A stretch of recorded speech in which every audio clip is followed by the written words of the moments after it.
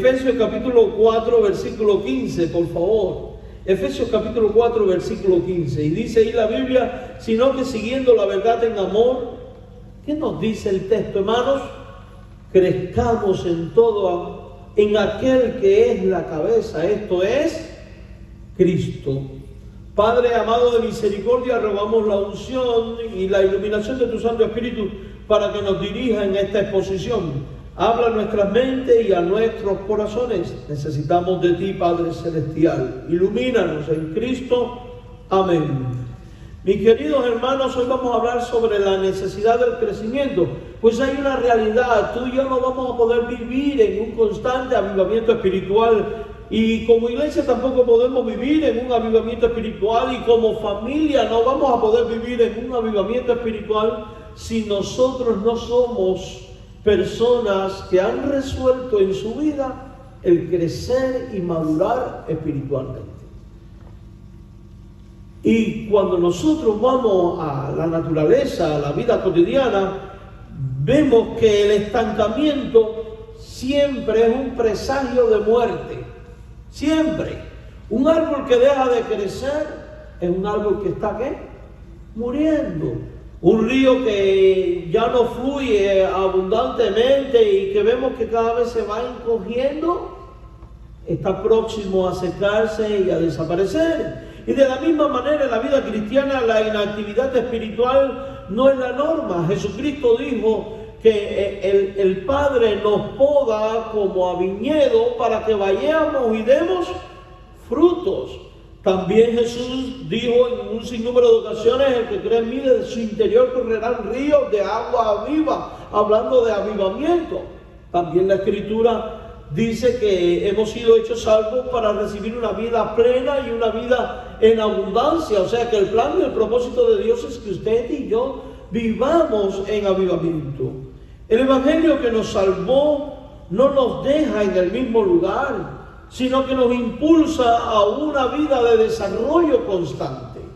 En la Biblia es censurado al creyente que debiendo comer carne todavía sigue mamando y tomando leche espiritual, porque se espera que tomemos alimentos sólidos, se espera que crezcamos. Jesús es el modelo por excelencia en esto.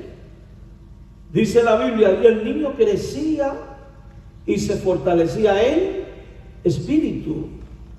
Y si tú eres como Jesús y quieres ser a la imagen de Jesús, pues también tienes que ser alguien que creces y te fortaleces en espíritu.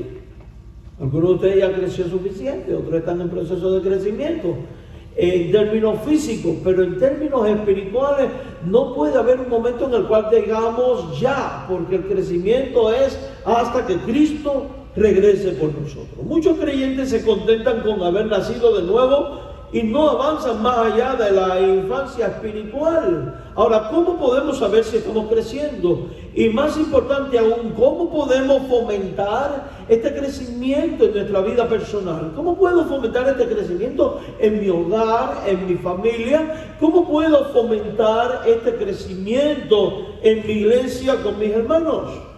El apóstol Pablo y los demás escritores del Nuevo Testamento nos muestran que la respuesta no es pasiva, sino que es un llamado a la actividad.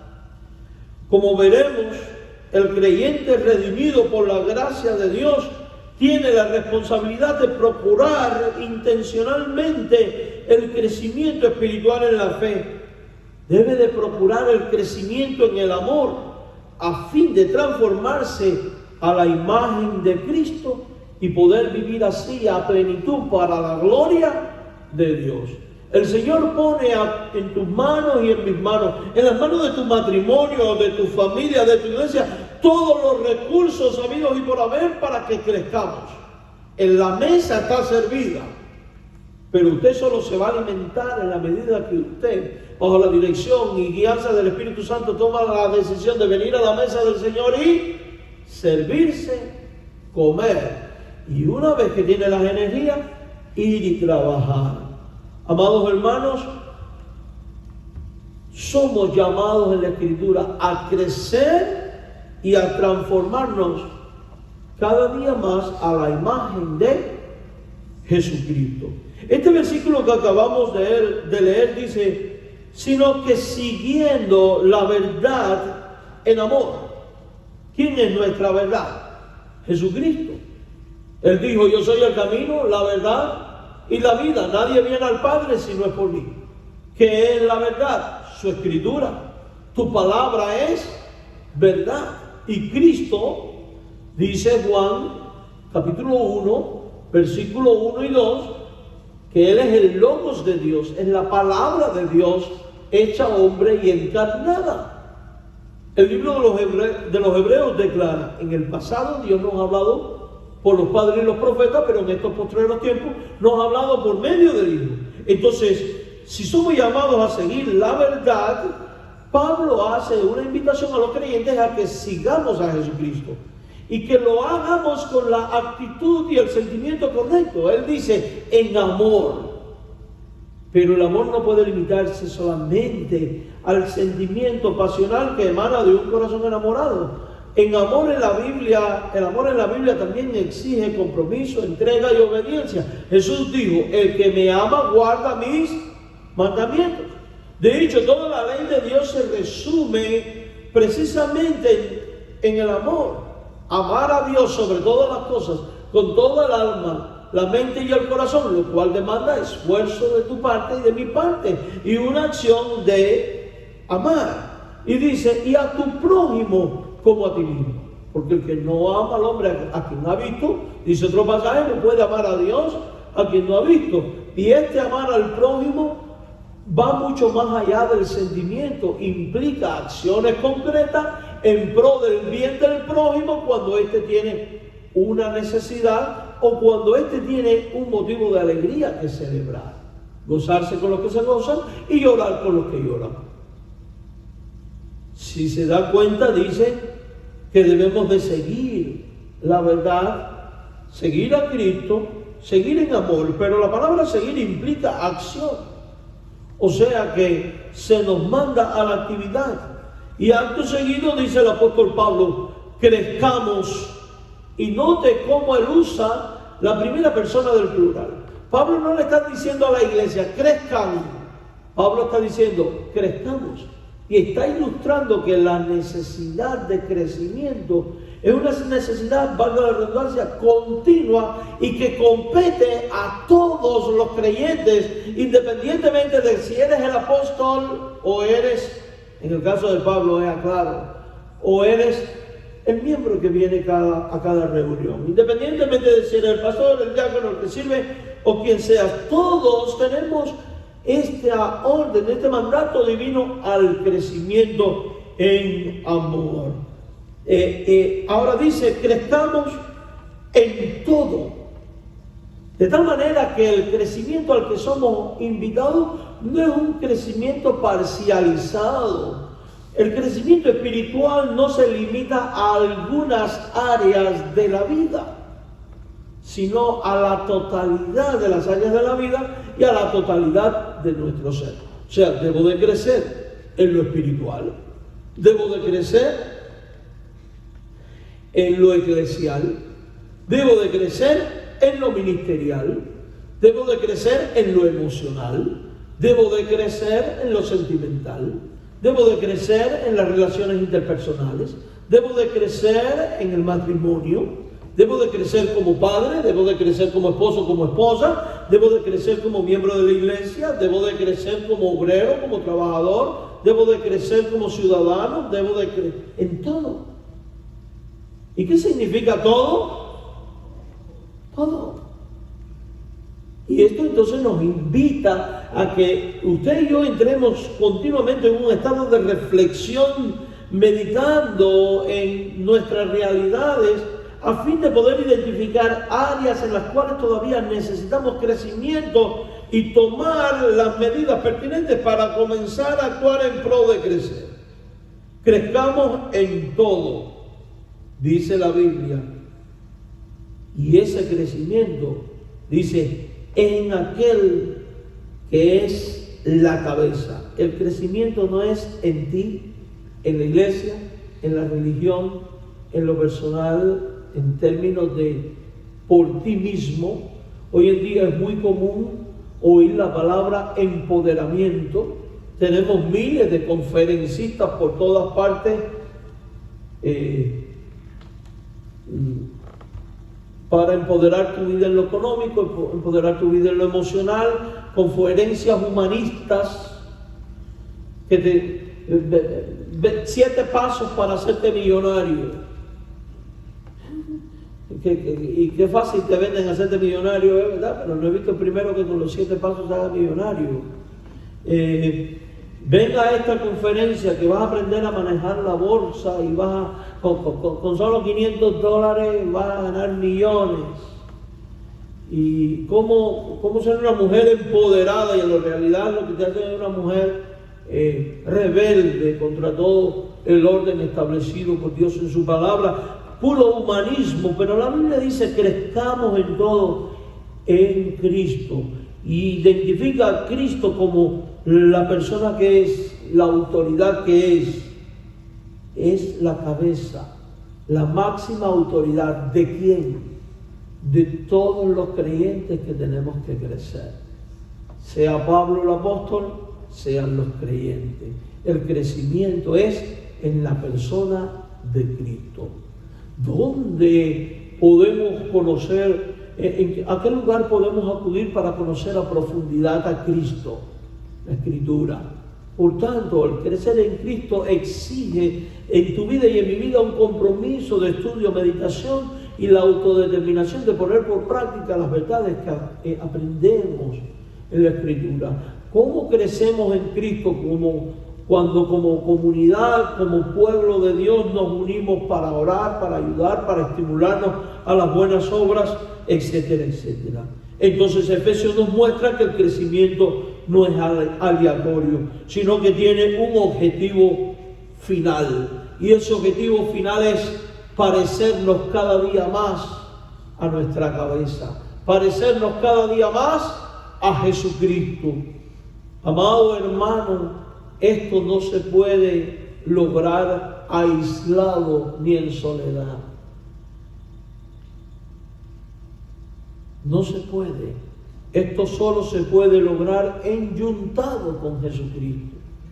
Él dijo: llevad mi yugo, porque quiere caminar esta senda de crecimiento contigo, para que cuando tú vayas enyuntado con Cristo y sientas la debilidad o qué rumbo tomar o cómo hacer las cosas, tan solo baste con mirar al lado y ver que el que está al lado tuyo es tu modelo y es a quien debes de imitar en todo, en cómo actúa, en cómo piensa, en cómo habla, cómo siente, etcétera, etcétera, etcétera.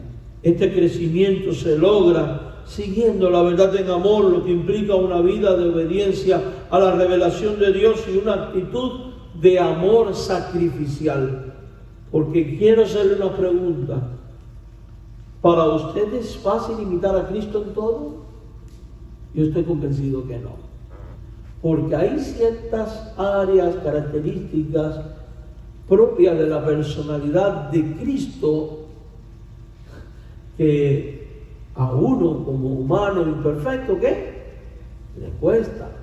Y no podemos justificarnos diciendo: Él era Dios y perfecto, porque Cristo, cuando se hizo hombre y habitó entre nosotros, dice el libro de Filipenses que se humilló. Esa palabra en griego, kainos, significa vaciamiento. Se vació de toda la gloria y se hizo semejante a nosotros, para semejanza nuestra, padecer lo que nosotros padecemos, sentir lo que nosotros sentimos, de tal manera que en ese momento, como hombre, pasaba por las mismas cosas que pasamos tú y yo, y por eso es el modelo excelente, porque nunca pecó. Cada vez que no sepas qué rumbo darle a tu vida o qué debes de hacer, pero en tu corazón hay un deseo profundo por crecer, mira a Cristo. Busca la respuesta en Cristo. Fía en Cristo. Antes cantábamos: fía en Cristo, fía, Él es tu amigo más fiel. ¿Te acuerdas de ese canto? No hay otro nombre como Cristo, dilo tú solo a Él. Lo cantábamos a voces. Pedro refuerza esta idea, mis hermanos, al señalar que Cristo es nuestro ejemplo perfecto. su paciencia ante el sufrimiento injusto y su confianza en el juicio justo de Dios debe guiar nuestra propia respuesta en los momentos difíciles, en los cuales no sabemos qué hacer. Y es que cuando usted acude a Dios en el medio de la crisis y confía en su justicia y en su forma de actuar y le imita, usted habrá convertido las crisis en oportunidades de crecimiento. Mi querido hermano, y al usted enfrentar la crisis y haber crecido, entonces ahí su corazón madura y por haber experimentado a Dios, usted experimenta gozo también, y el gozo comienza a producir avivamiento, y el avivamiento le convierte a usted en un creyente contagioso, en el buen sentido de la palabra, de tal manera que es imposible retener y quedarse dentro de uno el gozo y la alegría y el testimonio de lo que Cristo es y de lo que Cristo ha hecho.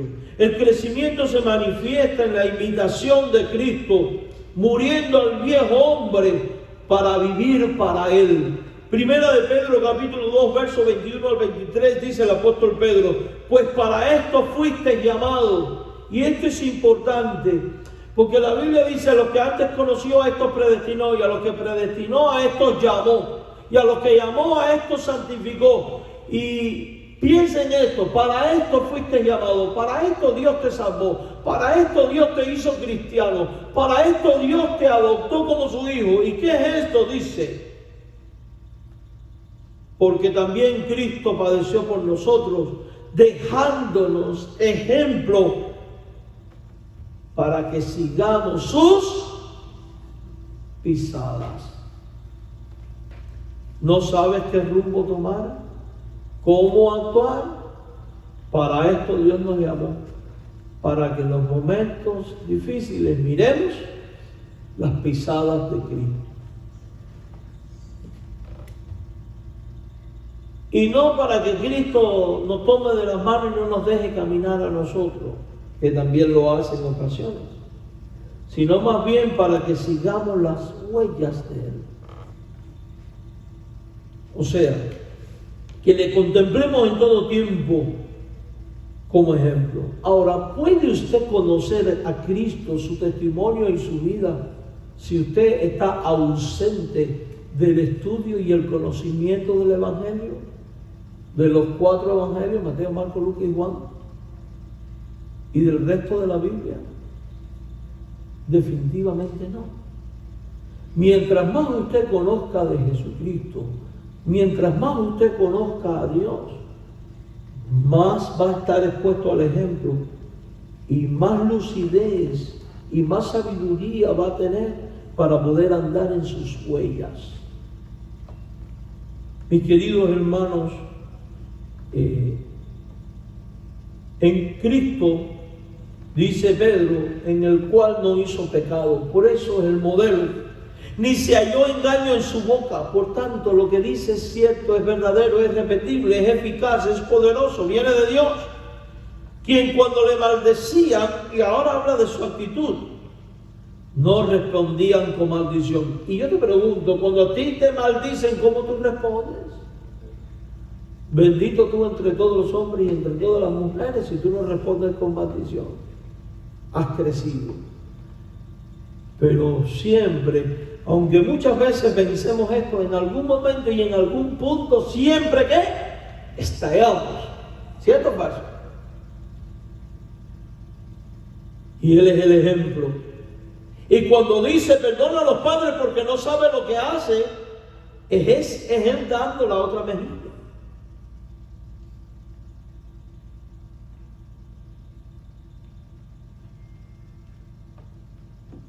Yo no sé a usted, pero cuando leo esas palabras, me siento tan poca cosa, tan indignado conmigo mismo, tan miserable, tan pecador, porque Él que es Dios fue capaz de hacerlo.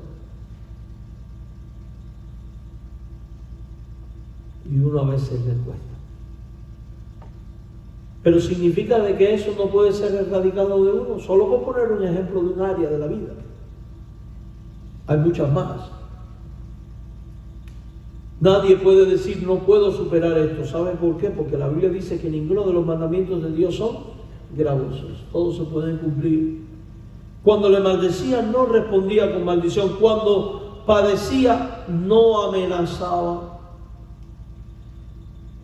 sino que encomendaba la causa al que juzga justamente. En otras palabras, no tomaba acciones, decía: Señor, aquí está, resuélvelo tú. Este es el modelo, mis hermanos. Este es el modelo. Hace poco estuvimos en el contexto de una consejería cristiana. No es de nuestra iglesia, no tiene nada que ver con nuestra iglesia. Y es una madre cristiana.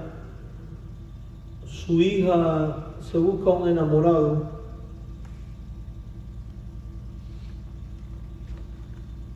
El muchacho va a una iglesia, pero ante los ojos de los padres no creen que es el idóneo, porque no ven el compromiso, la entrega. Ven un religioso, pero no a un convertido.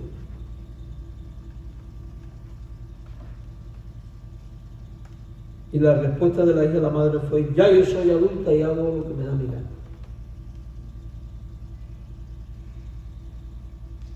Además, yo consulté a una consejera espiritual que es graduada de una universidad cristiana y es cristiana también. ¿Sí? ¿Qué te dijo? Me dijo que yo era adulta y que podía hacer lo que yo entendía.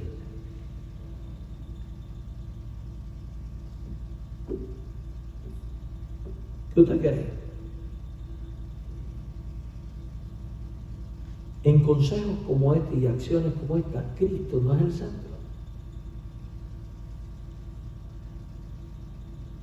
A menos que Dios en un estado de gracia intervenga y componga todo lo que tenga que componer, el fracaso está ¿qué? Garantizado. Sin empezar. Y a veces nos atrevemos a tentar a Dios. Y a donde yo quiero llegar es al punto, mis queridos hermanos, que el mejor consejo y juicio en las tomas de decisiones que son determinantes para tu progreso o no, en cuestiones de fe, en cuestiones de matrimonio, en cuestiones de familia, en cuestiones laborales, la razón que sea, la persona determinante es Jesucristo. Acude a Él, oye su consejo e implementa su consejo, aun cuando tu carne y tu alma te digan no le hagas caso, y te irá bien. Crecerás y madurarás. El crecimiento a la imagen de Cristo se evidencia en nuestra respuesta al pecado y al sufrimiento. ¿Respondo con venganza o con perdón? ¿Busco mi propia justicia o busco la de Dios? ¿Confío en mi sabiduría o en la de Dios? Y hay que tener cuidado, porque a veces la soberbia se apodera de nuestro corazón y pensamos que somos más sabios que Dios. La arrogancia toma el control de nuestra alma y no nos permite oír el grito del Espíritu Santo diciendo: vas por mal camino. Por eso el cristiano que crece y que busca madurar tiene que ser alguien que en todo tiempo es sensible y procura escuchar la voz de Dios. Desafortunadamente hoy en día hay iglesias enseñando que Dios en estos tiempos ya no habla. Eso es un error. Dios es una persona. Y como persona tiene voluntad y autodeterminación. Y Dios no es un ídolo que tiene boca y no habla. Dios se comunica con sus hijos. ¿Cómo lo hace? A través de la Escritura, la revelación, la profecía más segura. ¿Cómo lo hace? A través de las predicaciones, a través de hermanos, a través de un texto bíblico, a veces a través de la conciencia. Incluso a veces puede utilizar a los inconversos para transmitir tu mensaje. El hombre y la mujer de Dios que quiere crecer tiene que estar pendiente y alerta, como vigilante, como atalaya, porque no sabe en qué momento Dios va a traer su mensaje a tu vida, que es el elemento indispensable para el crecimiento, siempre evaluado y respaldado por la Escritura. Aclaro. Es importante todo esto. Por eso decimos que esto requiere una dependencia constante del Espíritu para que podamos reflejar el carácter de Cristo en nuestras vidas. La Biblia dice en Romanos 8:29, porque a los que antes conoció también los predestinó para que fuesen hechos conforme a la imagen de su Hijo. El propósito y el plan de tu vida, de Dios para tu vida, es que usted sea conformado en la imagen de Cristo. Es que sea usted un reflejo de Cristo. Para que Él sea el primogénito entre muchos hermanos. De tal manera que cuando te mires a ti mismo seas capaz de mirar a Cristo en ti. De tal manera que cuando otros te miren vean a Cristo en ti. Y cuando tú ves a Cristo en ti y otros ven a Cristo en ti, créame que tu testimonio va a impactar, porque Dios nos ha hecho luz para ponernos en alto. Y cuando tu testimonio empieza a impactar, usted empieza a ser contagioso. Usted se convierte en chispa del Espíritu Santo para encender el fuego del avivamiento. Por eso es esencial la búsqueda del crecimiento. Por eso es esencial el buen testimonio. Y entiende, cuando dice predestinó, es que Dios trazó un destino previo para ti. Esta es la designación de Dios, que seas a la imagen del Hijo.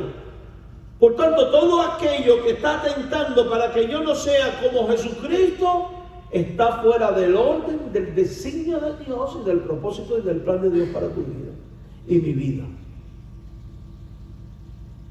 Filipenses 2 del 5 al 8, nosotros.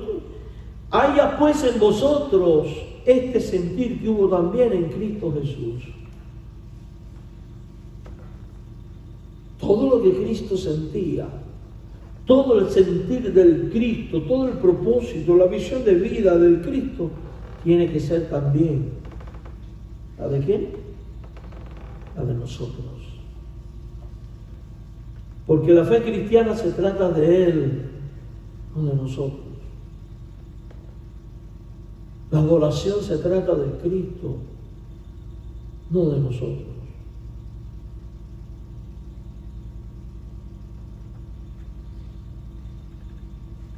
Me preocupa grandemente lo que está pasando en muchos cultos y amados cristianos. Grandemente. Hay tanto fuego extraño encendido. Porque estoy viendo humanismo en el culto. Espectáculo, adoración al hombre. Está habiendo, yo le llamo a esto neojudaización.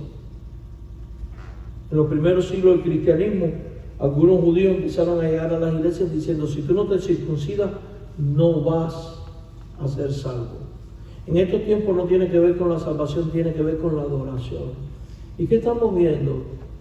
Gente con la kippah puesta para ir a un templo, creyentes con el talit judío para orar, réplicas de la supuesta arca de la alianza que nadie la ha visto nunca, puestas en los templos, grupos danzando vestidos con panderos y ministerio de danza. Hace poco vi una publicación de la Convención Bautista de Cuba Occidental, que cuando yo vi aquello, yo dije: si los pastores viejos ven esto, se infartan. Y oro para que Dios llame a arrepentimiento y a conversión a la Convención Bautista de Cuba Occidental y al presidente de su convención, que está permitiendo todo este fuego extraño. Y puede que mis palabras suenen fuertes y duras. Dios sabe que lo hago con dolor en mi corazón, porque amo esa obra. Festival para grupos de danzas y de expresiones corporales. expresiones corporales en un culto. Y reto a cualquier teólogo, yo no soy teólogo, pero reto a cualquier teólogo que me demuestren por el Nuevo Testamento, porque la iglesia tiene una adoración neotestamentaria y pactual, en un nuevo pacto que no tiene asociación con las prácticas judías del Antiguo Testamento, tiene elementos de adoración del Antiguo Testamento, el monoteísmo, la adoración exclusiva a Dios, etcétera, etcétera. Pero yo reto a cualquier teólogo que me demuestre por el Nuevo Testamento que una iglesia tiene que estar haciendo expresiones corporales en un culto. En la historia de la iglesia cristiana tal cosa no existió tampoco. En el Nuevo Testamento no hay nada de eso. Alabanzas, sí. Lectura de la Escritura, sí. Oración, sí.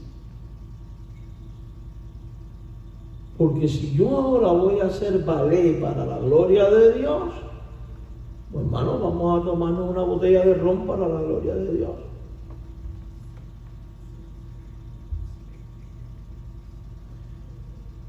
Pero yo lo que veo es que cuando hacen todo un espectáculo de baile y de danza, a veces lo he visto aquí, tenemos que quitarnos esto de encima. Un aplauso. La iglesia no es un teatro. No. Cantar palmeando es otra cosa. No me malinterprete. No, que David danzaba en el espíritu, no en un culto. Mientras trasladaba en el arco en una festividad. ¿Usted quiere danzar en el espíritu? Danza en el espíritu, pero no en el culto. Que con pandero y danza. Bueno, pues si vamos con pandero y danza, que es una poesía, no es un libro para hacer teología, la ley es la que prescribe el culto, pues si eso va a ser así, alabe todo lo que respire, alabe a Jehová. El domingo tráigase el perro, al gato, la mata y todo lo que usted tenga en su casa, el pescadito, para que alabe al Señor. A veces tomamos las cosas que están escritas de formas poéticas y las transformamos en reglas de adoración. ¿Y por qué yo estoy diciendo esto, mis queridos hermanos? Porque todo esto, lo creamos o no, está desplazando a Dios del centro de la adoración para colocar al hombre, al ser humano.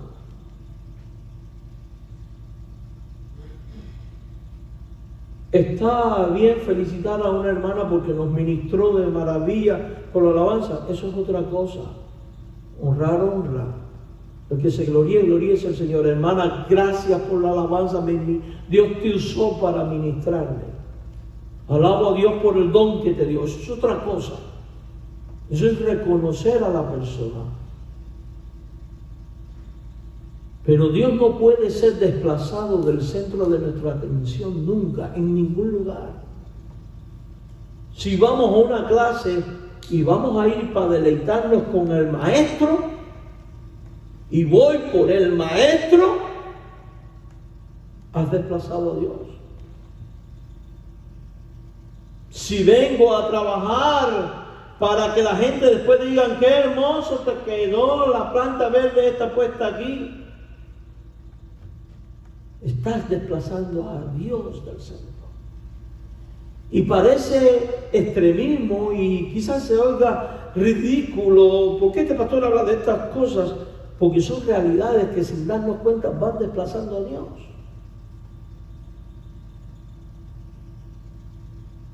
Y aquí el único que es indispensable y no puede ser reemplazado se llama Jesucristo.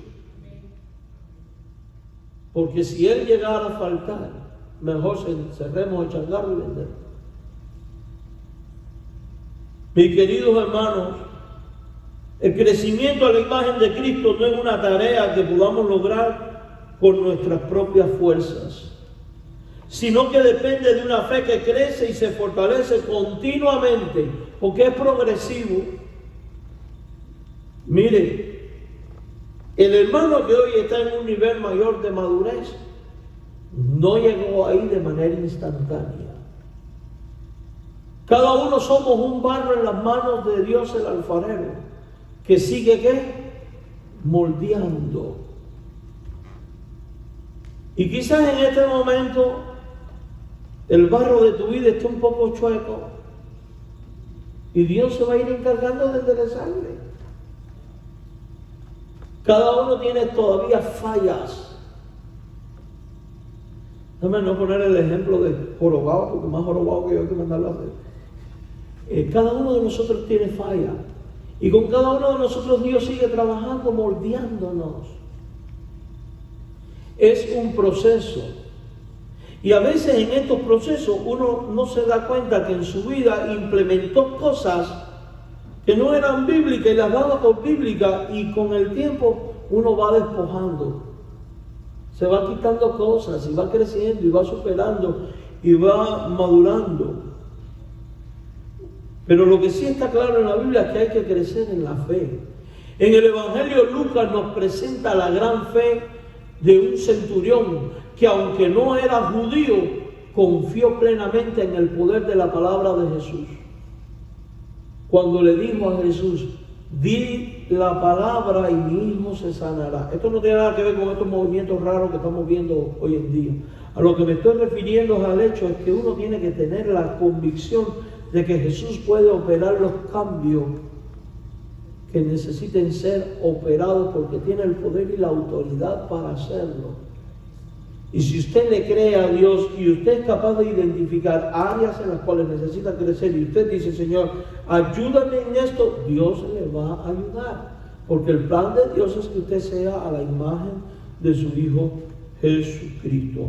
Pablo en 2 Corintios revela que el crecimiento de la fe es un anhelo de los apóstoles. El crecimiento de la fe en los creyentes de Corinto era motivo de gran gozo para Pablo y le permitía a su ministerio extenderse. 2 Corintios 10:15 dice: no nos gloriamos desmedidamente en trabajos ajenos, sino que esperamos conforme crezca vuestra fe. Esperamos conforme crezca vuestra fe, seremos muy engrandecidos entre vosotros conforme a nuestra regla. Y está aquí implícita esta verdad. Él espera que los creyentes sean gente que crezcan en la fe.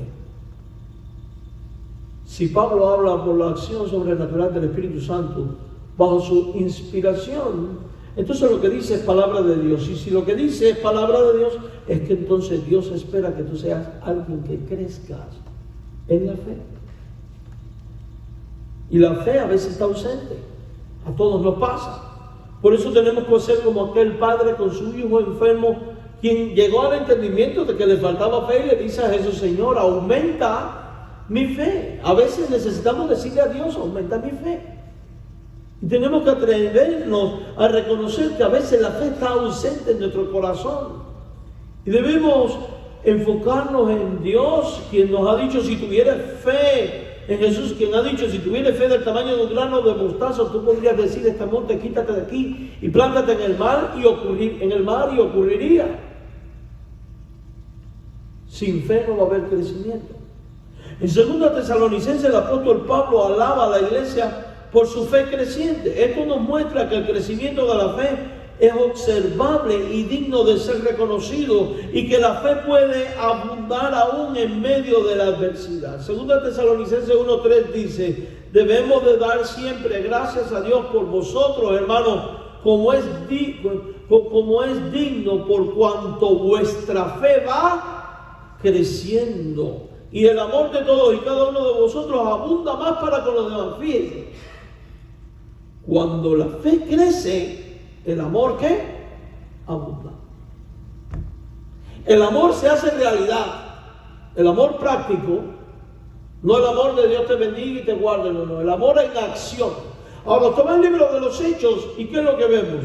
Que aquellos primeros creyentes llenos del Espíritu Santo que perseveraban en la oración, el partimiento del pan, la comunión de los santos, etcétera, etcétera, dice que vendían sus bienes, lo traían los apóstoles, se ayudaba a la gente, y dice el texto que se ganaban el favor del pueblo, y el Señor añadía a la iglesia. ¿Cómo se llama eso? Avivamiento.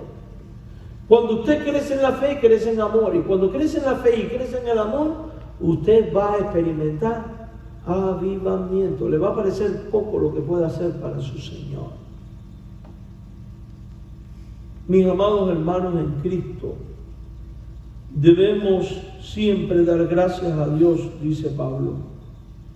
Debemos dar gracias a Dios cuando la iglesia crece en fe, y debemos de orar para que haya crecimiento en la fe. Lo anteriormente nos enseña que nuestra fe crece cuando nos enfrentamos a pruebas y confiamos en Dios en lugar de nuestras propias fuerzas. ¿Cómo respondes cuando enfrentas un desafío? El crecimiento en la fe es evidencia en una mayor confianza de las promesas de Dios, incluso cuando no vemos la respuesta inmediata. Tenga siempre en cuenta que Romanos 10:17 dice: así que la fe es por el oír, y el oír por la palabra de Dios. Y Santiago 1:3 nos recuerda: sabiendo que la prueba de vuestra fe produce paciencia. La paciencia que necesitamos.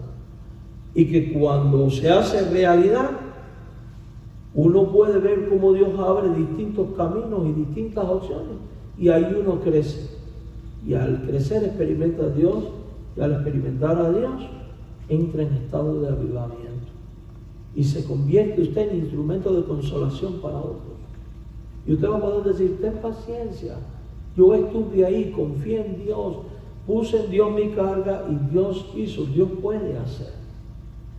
Y esa es la chispa que enciende fuego de avivamiento. Y queridos hermanos, entonces hemos visto a la luz de la Escritura que ciertamente es necesaria la fe para el crecimiento, que crecer y transformarse a la imagen de Cristo es el plan, es el propósito y la voluntad de Dios. La semana próxima vamos a estar viendo cómo nosotros debemos crecer en conocimiento y crecer también en amor. Amén. Que el Señor nos bendiga ricamente y nos dé fuerza para seguir adelante y la gracia necesaria para crecer en Cristo nuestro Señor y nuestro Salvador. Puesto de pie, vamos a orar y cantamos una última alabanza.